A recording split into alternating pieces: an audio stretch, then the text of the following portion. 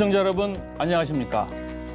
올 들어 국토교통부가 부동산 공시가격 현실화에 나서면서 감정평가에 대한 국민적 관심이 높아지고 있죠. 하지만 아직도 감정평가가 무엇이고 누가 어떻게 하고 있는지 잘 모르시는 분들이 더 많으실 텐데요.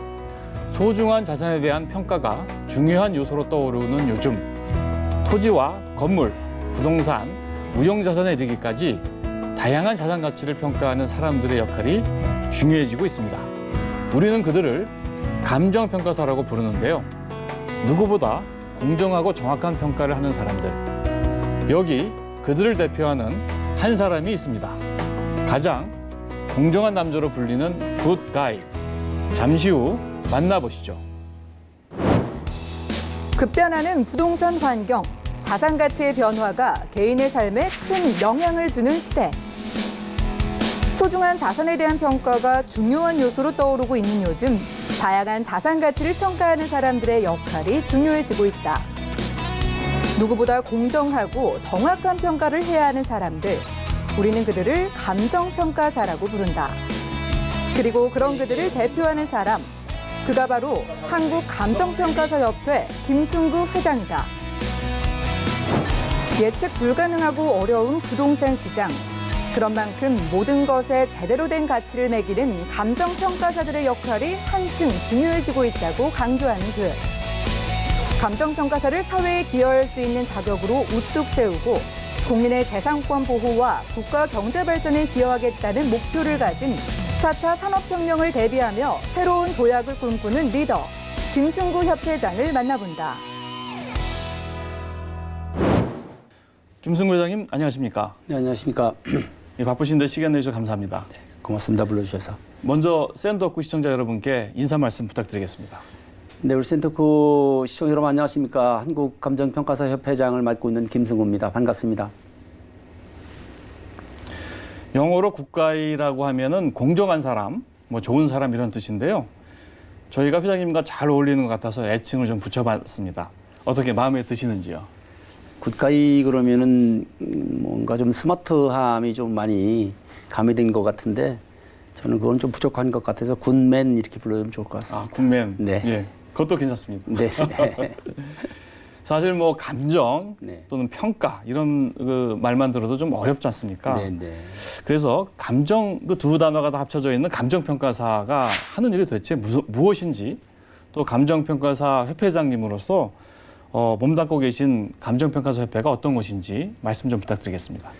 감정평가를 우리 국민들이 상당히 어렵게 생각하실 수 있는데 우리나라에는 다양한 여러 가지의 재화가 있습니다. 이제 소위 말해서 일반적인 재화, 소위 말해서 공산품 같은 이런 것들은 시장에서 이제 가격이 결정되지 않습니까? 수요와 공급에 의해서 결정되는데 이렇게 수요와 공급에 의해서 결정되는 시장을 완전 경쟁 시장으로 부릅니다. 근데 부동산 같이 좀 특수성이 있는 고정성이 있다든지 움직일 수가 없다든지 또 내 맘대로 늘릴 수가 없다든지 이런 특수성을 가지고 있는 재화들은 불완전 경쟁 시장을 구성할 수밖에 없는데 이런 불완전 경쟁 시장에서는 수요와 공급 곡선에 의해서 가격을 결정할 수가 없습니다. 네. 그래서 그런 가격을 결정할 수가 없기 때문에 완전 경쟁 시장을 상정을 해서 그 가격을 만들어내라, 그 가격을 찾아내라 하는 제도로 만들어진 것이 감정평가사 제도이고요. 네. 그래서 저희들이 이제 주로 하는 일은 우리 일반 국민들이 은행에서 담보물을 설정을 해서 금융에 돈을 좀 쓸 때 담보 가치를 평가한다든지 그다음에 정부에서 도로가 난다든지 할 때 보상 금액을 결정하는 보상 가격을 평가한다든지 이런 일을 주로 하고 있고요. 저희 협회는 그러면 이런 평가사들이 제대로 된 기준, 그다음에 제대로 된 규정 이런 것들을 좀 이행할 수 있도록 규정도 제대로 만들고 또 기준도 제대로 만들고 그다음에 그것이 잘 됐는지도 또 검사도 하고 또 국토부에서 장관께서 위임해 주는 교육 사업도 하고 이런 것들을 하려고 우리 협회가 지금 만들어서 운영되고 있습니다. 최근에 공시가격 논란이 좀 있는데요. 그런 공시가격을 산정하는 역할도 감정평가사협회에서 하고 계신 거니까요. 당연히 저희들 업무이죠. 지금 우리나라의 공시가격이라고 말씀하셨는데 우리나라는 공시가격이 4가지 종류가 있습니다. 이제 토지와 관련된 게 있고 주택과 관련된 게 있고 공동주택과 관련된 것이 있고 비주거용이라 해서 상가와 관련된 이런 부분들이 있는데 이 4가지 공시가격 중에서 제도 중에서 지금 3가지는 들어와 있습니다. 토지, 주택, 공동주택은 들어와 있고 비주거용은 아직 시행을 못하고 있습니다. 이 중에서 토지 부분은 우리 감정평가사들이 조사평가라는 이름으로 토지 공시가격, 공시지가를 만들어내고 있고요. 그다음에 주택과 공동주택은 한국감정원 일반 직원들이 조사 산정이라는 이름으로 지금 가격을 만들어내고 있습니다. 그렇군요. 네. 그렇다면은 이제 뭐 주택도 그렇고 땅도 그렇고 가격이 얼마다 이렇게 산정을 해주시는 역할을 하는 건데요. 네. 그래서 남다른 정확성 또 공정성도 필요할 것 같은데요. 특별한 노력 있으실 것 같은데 어떠신가요? 신뢰성이라는 것은 그렇게 평가사들이 만들어낸 것이 국민들로부터 신뢰를 받아야 되는데 이런 부분들을 어떻게 하면 제대로 만들어낼 수 있을까 하는 것이 우리 협회가 가지고 있는 고민이고요. 고민 과정 속에서 저희들이 지금 운영하고 있는 것은 우리 협회 심사제도를 두어서 우리 평가사들이 협회에서 제시한 기준대로 제대로 평가를 하고 있는지 심사를 해서 저희들이 국민들한테 제시를 하고 있고 또 국민들께서 그 가격을 받아보고서 이것이 좀 신뢰성이 떨어진다 하면 다시 우리 협회에다가 적정성 조사를 요청하면 다시 협회가 개입을 해서 이 평가 가격이 적정하게 만들어졌는지 이런 부분들을 저희들이 하는 그런 운영 체계를 가져가고 있고 다소 좀 부족한 부분들이 있습니다. 어떤 부족한 부분들이 있냐면은 국민들이 봤을 때는 그렇게 해주는 기구가 좀 독립되기를 원하고 있어요. 독립된 심사기구가 있으면 더 신뢰성을 줄 수 있지 않겠냐 이런 고민들을 하고 계셔서 지금 협회 내에서 운영하는 심사제도와 우리가 만드는 기준 이거를 별도의 기준심사원을 독립된 기구로 만들려고 지금 준비를 해나가고 있습니다. 네. 현안이 상당히 좀 많이 있는 걸로 제가 알고 있는데요. 어깨가 좀 더 무거워지신 것 같습니다. 어떠십니까? 해야 될 일들이 뭐 많이 산적해 있는 걸로 이렇게 들었는데요. 너무 많습니다. 제가 회장이 될 때 우리 회원들한테 공약한 게 4가지가 있습니다. 그거는 우리가 이제 회원들이 시장이 좀 많이 커져야 되는데 시장이 계속 축소되면서 어려움이 있어서 시장을 확대하겠다. 그다음에 우리 업계 내부의 평가사들 간에 서로 갈등이라기보다는 어떤 차별이라기보다는 하여튼 수익 구조에 차등이 생기면서 여러 가지 문제들이 있어서 업계를 좀 통합해내겠다. 그다음에 우리 협회가 제대로 일을 못하니까 협회를 계획해내겠다. 그다음에 평가사 자격이 조금 어려움이 처해 있으니까 평가사 자격을 보호하겠다니 4가지 공약을 냈는데 이 공약을 포함해서 제가 지금 우리 업계에 들어와서 공시제도 개선이라든지 그다음에 한국감정원과의 관계 재정립 문제라든지 그다음에 3법을 정리하는 문제라든지 금융기관과의 협력적 관계를 제대로 가져가는 문제라든지 이런 문제들이 산적해 있어서 저도 많이 조금 지금은 조금 이런 문제를 풀어나가는데 조금 힘들어하고 있는 상황입니다. 그러나 뭐 회원들과 같이 했던 약속들이고 회원들과 같이 힘을 합쳐서 꼭 이루어야 된다 생각하고 지금 추진하고 있습니다. 누구보다 큰 사명감을 가지고 계신 것 같은데요. 감정평가협회 수장이자 부동산 평가 분야 최고 전문가를 모신 만큼 지금부터는 조금 더 전문적인 부동산 업계의 핫 이슈에 대해 대화를 나눠보겠습니다.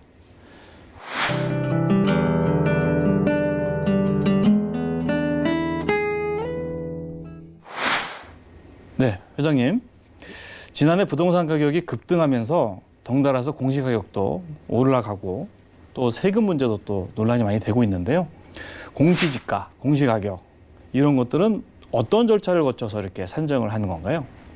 제가 서두에서 말씀드렸듯이 우리나라의 공시 가격이 4가지가 있다고 말씀을 드렸는데 토지와 주택은 우리나라의 토지가 한 1,300만 필지가 있다 이렇게 봅니다. 그런데 그 중에서 이제 50만 필지를 대표적이고 중용성이 있는 필지를 전국에 50만 필지를 필터링을 해서 그 50만 필지를 감정평가사들한테 평가 의뢰를 시킵니다. 그럼 감정평가사들이 그 50만 필지를 표준지 공시지가라고 그러는데 그 표준지 공시지가 가격을 감정평가사들이 평가를 하면 그걸 가지고 이제 시군구 공무원들이 개별 공시지가를 개별 지가를 다 조사 산정을 하도록 되어 있습니다. 산정하도록 되어 있고 그것이 마무리가 되면 이제 평가사들이 제대로 했는가를 검증하고 이런 시스템이 되어 있고 주택은 이런 절차를 감정원 직원들이 합니다. 그래서 주택은 한 420만 호 정도가 있는데 우리나라에 그 중에 22만 호를 표준주택이라고 필터 만들어서 이 표준주택을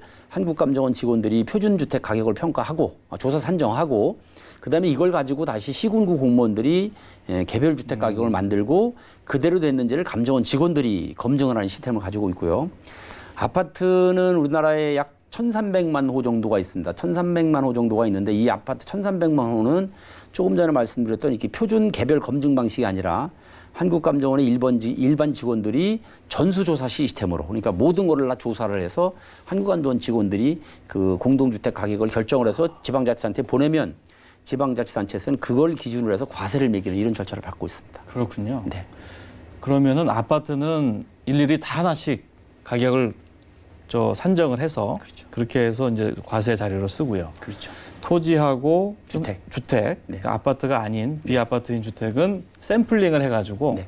대표적으로 이제 그렇죠. 뽑아서 그거에 준해가지고 근처 인근에 있는 그런 땅이나 주택에 대해서 이제 가격을 산정하는 거군요. 그렇죠. 그건 이제 시군구 공무원들이 산정하도록 되어 있는데 그건 어떤 시스템이냐면은 이 표준지 공시지가가 개별 토지를 적용할 수 있는 게 보통 한 50에서 60필지 정도를 네. 기준으로 보는데 그렇게 각각 적용할 수 있도록 비준표라는 게 있습니다. 그러니까 표준지하고 개별 토지를 비교할 수 있는 비준표가 있는데 이 비준표를 적용을 해서 시군구 공무원들이 산정하도록 이렇게 돼 있습니다. 그렇군요. 네. 그래서 이제 뭐 언론지상에서도 많이 나왔지만은 바로 이제 이런 부분에서 이제 아파트야 뭐 전수조사를 하니까 이제 뭐 가격이 얼마다 이렇게 해서 뭐 이제 이의 신청도 하고 뭐 물론 그런 기간을 거치긴 하지만 반면에 이제 표준지로 하는 이제 땅이라든지 이제 주택 이런 경우에는 좀 너무 동떨어지다. 내 가격하고 좀 안 맞는 것 같다. 이런 좀 논란들이 좀 많은 것 같은데요. 이게 또 뭐 지역별로 또 유형별로 뭐 형평성 논란도 있는 것 같고 그런 문제가 있는 거로 제가 알고 있습니다. 어떤 상황인가요?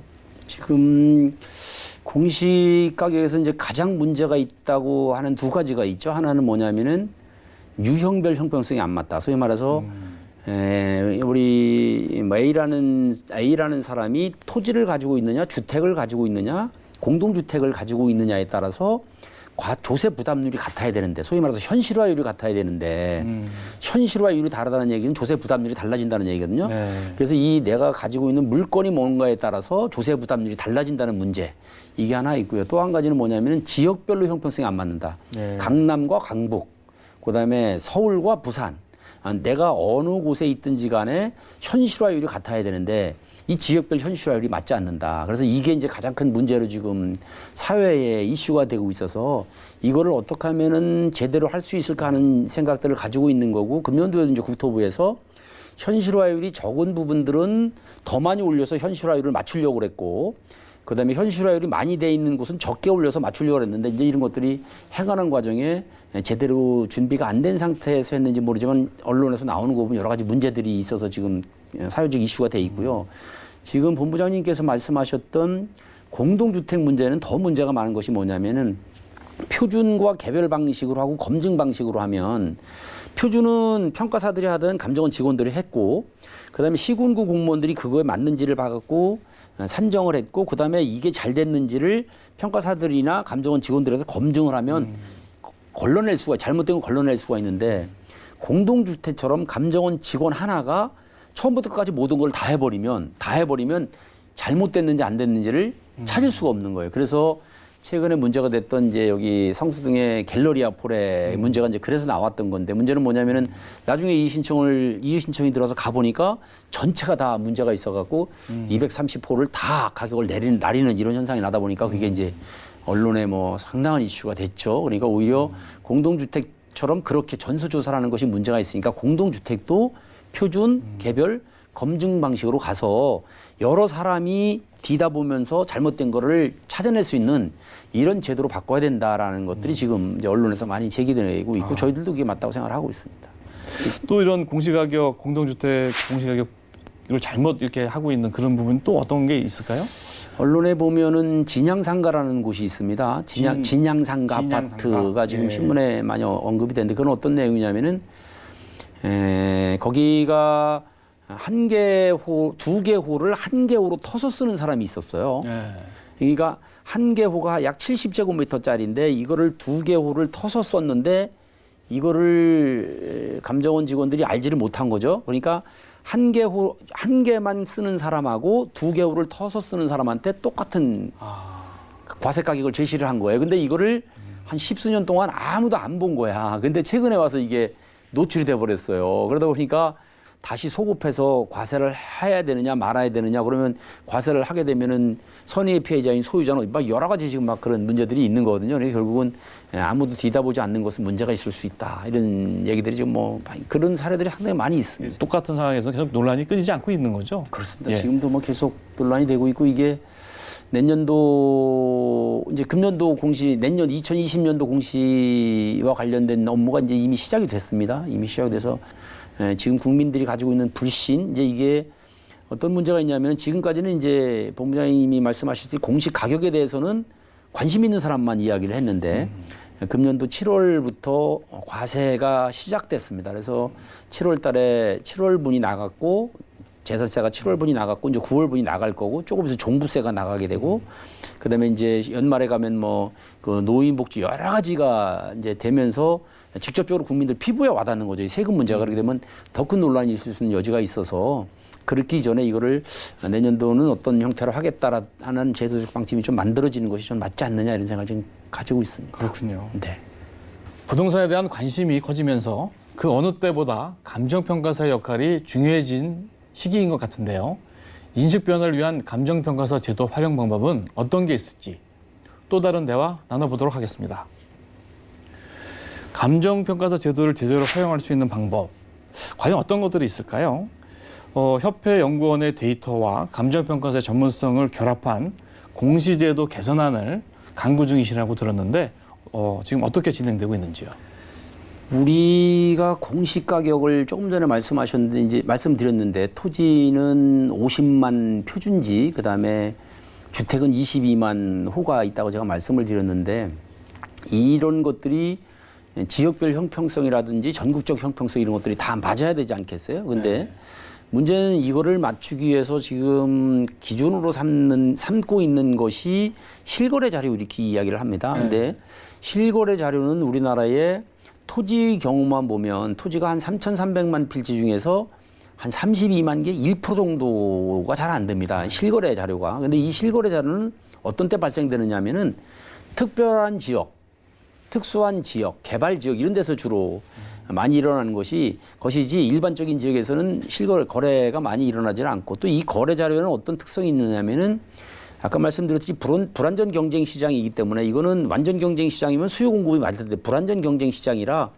여러 가지 요인이 개입되어 있습니다. 빨리 파는 사람은 싸게 파는 거고 꼭 필요한 사람은 좀 비싸게 사는 거고 그렇죠. 여러 가지 요인들이 개입되어 있는 게 실거래 자료인데 이런 실거래 자료를 가지고 전체적인 형평성을 맞추기는 좀 어려우니까. 흔히 뭐 금매라고 하는 거는 싸게 그렇습니다. 매매가 되잖아요. 그렇습니다. 네. 근데 다행스럽게도 우리 감정평가사협회는 1년에 50만 건 정도의 감정평가를 저희들이 하고 있습니다. 전국에 고르게 하고 있는데 이 50만 건의 감정평가는 평가사들이 손해배상 책임을 감수하면서도 열심히 만든 가격이기 때문에 시장의 상황이 정확히 반영된 가격이라고 보는 거죠. 그래서 저희들은 이 50만 개의 우리가 가지고 있는 데이터를 매년 50만 개니까요.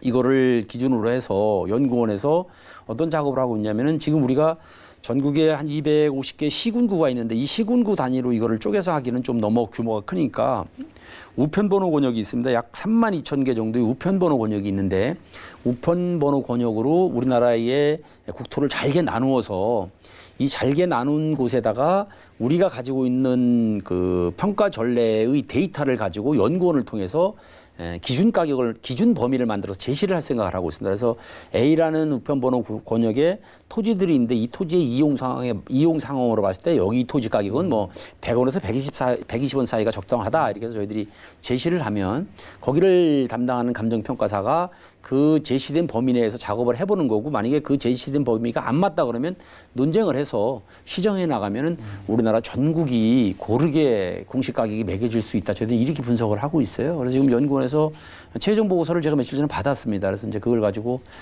정부에다 한번 제시를 한번 해볼까 하는 생각을 지금 갖고 있어요. 거기에서 이제 그 데이터를 분석을 해서 그렇습니다. 3만 2천 개 정도의 우편 번호 권역 별로 공시 가격을 매기는 네. 그런 방법을 지금 찾아냈군요. 네. 예. 그렇게 하면은 공시 가격이 가지고 있는 물건별 또는 유형별 또는 지역별 불균형성을 바로 잡을 수 있겠다 하는 생각을 갖고 있는 거죠. 그렇다면 그거는 토지, 그다음에 주택하고 토지는 들어와 있으니까 그거는 두 유형에 대해서는 그렇죠. 이 방법을 쓰면 그렇죠. 상당히 좀 더 정확해질 수가 있고 그렇죠. 균형을 잡을 수 있다. 할 수 있다 이런 말씀이군요. 네네 그렇습니다. 예, 이것을 포함해 가지고 감정 평가업이 산업으로 이렇게 발전하려면 이제 몇 가지 좀 선행 조건이 필요할 것 같은데요. 네네. 어떤 것들이 있을까요? 저희들은 이제 감정평가, 요즘 이제 부동산 산업으로 이제 많이 발전시키기 위해서 뭐 여러 가지 뭐 리치제도뿐만 여러 가지 제도들이 들어오고 있는데 우리도 감정평가업에 이렇게 귀속되지 않고 감정평가 산업으로 좀 발전시켜 나가려면 제가 세 가지를 주장을 하고 있습니다. 하나는 감정평가, 우리 감정평가 및 감정평가사에 관한 법률이 있는데 이 법을 좀 개선시켜 달라. 아까 얘기했던 업자뿐만이 아니라 그 속에 새로운 업무를 할 수 있는 길을 자꾸 열어줄 수 있는 제도들이 만들어져야 되는 거거든요. 그래서 감정평가 산업으로 발전해 나갈 수 있도록 우리 감정평가 법을 좀 개정해달라 이런 요구를 하는 거고요. 그다음에 두 번째는 감정평가업으로 발전하는데 저해 요인이 있습니다. 그 저해 요인은 조금 전에도 말씀하셨듯이 감정평가업으로부터 민간이 충분히 할 수 있음에도 있으니까 감정원은 민간 시장에서 나가라 이렇게 이제 공원위에서 결정됐음에도 불구하고 아직 나가지 않고 있고 이름도 감정원이라는 이름을 쓰고 있다 보니까 국민들이 감정원이 아직도 감정평가를 하는 기관으로 알고 있다 보니까 저희들하고 많이 혼선이 있어요. 그래서 저희들이 산업으로 발전해 나가는데 저해 요인이 되고 있으니까 이거는 좀 정리를 공원위 결의대로 좀 이행을 해 주십사는 부탁을 드리고 있고요. 그다음에 이제 마지막 세 번째로는 우리 협회를 좀 더 육성시켜 달라는 거죠. 어떤 얘기냐면은 우리나라에는 아까도 말씀드렸듯이 한 5,300명 평가사 번호로 보면 한 5,300번 정도까지 나갔는데 현장에서 일하는 평가사가 한 4,100명 정도 된다고 그러지 않았습니까? 근데 잘 공부되고 육성되고 훈련된 평가사들이 있습니다. 이런 평가사들을 좀 정부 정책에 많이 쓸 수 있도록 해야 되거든요. 근데 그런 부분들이 좀 부족해요. 그래서 저는 우리 협회를 좀 더 육성시켜서 평가사들이 그런 업무를 할 수 있도록 좀 만들어주고 또 한 가지는 뭐냐면 협회에 좀 자유권을 많이 줘서 협회가 자회사를 만들든 새로운 업무에 진출할 수 있도록 자꾸 길을 열어주면 우리 평가사들의 여러 가지 평가사들을 활용해서 새로운 일자리도 만들어내고 뭐 부창출도 시킬 수 있을 것 같은데 이제 그런 부분들이 조금 많이 미약해요. 그래서 우리 협회를 육성시킬 수 있는 제도적 장치를 좀 국토부에서 좀 많이 만들어 주십사 이런 부탁들을 드리고 있는 거죠. 또 이제 협회 얘기로 좀 돌아오면요. 감정평가사 협회가 이제 이익단체다. 뭐 자기들 뭐 우리들만의 그런 뭐 이익을 위해서만 이렇게 하고 있다. 이렇게 좀 그런 편견들이 좀 선입견들이 있는 것 같은데요. 이런 그 감정평가사에 대한 공공성이라든지 전문성을 이렇게 시장에서 인정받을 수 있도록 인식개선법을 좀 만드는 거라든지 뭐 이런 아까 말씀하신 거랑 연결되는 것 같은데 그런 것은 어떻게 보십니까? 지금 우리나라에서 가장 공공성을 띠고 역할을 하는 사람들이 저는 감정평가사다 이렇게 생각을 하거든요. 왜냐면은 뭐 변호사, 우리나라에서 뭐 변호사들이 많이 알려져 있지만 변호사들은 원고 피고 쪽에 수임을 받으면은 그 사람들의 목적을 달성하기 위해서 활동을 하는데 저희 감정평가사들은 절대 그렇지 못하도록 되어 있습니다. 감정평가사들은 두 사람의 이해관계를 공정한 가격을 만들어내는데 집중해야 되지 나한테 의뢰를 줬다고 해서 그 사람의 의뢰의 목적을 달성시키기 위해서 노력했을 때는 저희들이 뭐 징계를 받게 되고 평가사 자격도 상실해야 되는 이런 상황이 오기 때문에 우리 감정평가사들은 상당히 공정한 일을 하고 있고 그러면 이렇게 공정한 일을 할 수밖에 없도록 만들어진 협회도 되게 공공성이 강하거든요. 다른 협회들보다도. 그런데도 이제 국민들께서는 당신들은 이익 집단이니까 협회라는 곳은 회원들의 이익을 위해서 활동하는 이익 집단이고 그러다 보니까 감정평가사들을 위해서 당신들은 노력하는 거 아니냐. 그래서 협회에다가 관리감독권을 줘본들 뭐 초록은 개편이라고 결국은 다 감싸고 유야무야 되고 감정평가 업계는 많이 부패할 것 아니냐 이런 인식들을 좀 주시는 것 같아요. 그래서 그렇다면은 그런 것들을 아예 불식시키기 위해서 우리 협회를 그럼 공공기관화를 시켜주면 어떻겠느냐. 공공기관화라는 것은 수익적 목적을 할 수 없고 정부의 철저히 지배를 받게 되고 협회장도 뭐 정부에서 내려오게 되는 거고 예산 통제도 받게 되는 거고 국정감사도 받게 되는 거고 그러니까 오히려 우리를 공공기관화를 시켜줘서 이 공공기관화가 되면 공공기관화가 돼서 우리 회원들을 지도 감독하는 것에 대해서는 엄격하게 할 수 있지 않겠느냐. 그렇게 되면은 훨씬 더 우리 국민들이 생각하는 그런 불신을 좀 제거할 수 있지 않을까 하는 생각에서 제가 그러면 우리 협회를 공공기관화를 시켜주셨으면 좋겠습니다라는 의견들을 최근에 드리고 있습니다.